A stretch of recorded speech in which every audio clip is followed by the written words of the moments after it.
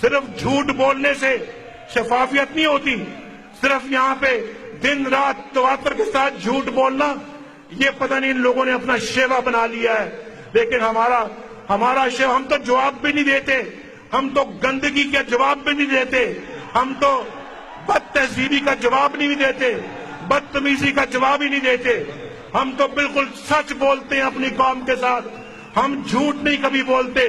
ابھی سچ بولتے ہیں تو قوم نے 2013 میں پاکستان مسلم لیگ کو ووٹ دیا، پاکستان مسلم لیگ کو فتح سے ہمکنار کیا.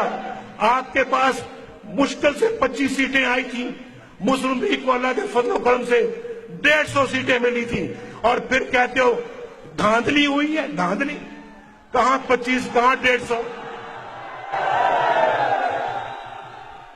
کہاں 25 کہاں 150. اور پھر جہاں سے میں نے الیکشن لڑا، سنو ایک اور دلچسپ بات، جہاں سے میں نے الیکشن لڑا اللہ کے فضل سے مجھے 1,45,000 ووٹ ملا. 1,45,000 ووٹ، اور ان کو ملا 45,000. یہ کہتے ہیں دھاندلی ہوئی ہے. دھاندلی 45,000 لینے والے کہتے ہیں دھاندلی ہوئی ہے. ہمارے لوگوں نے ماشاءاللہ بڑے بڑے ووٹوں سے شکست دی ہے.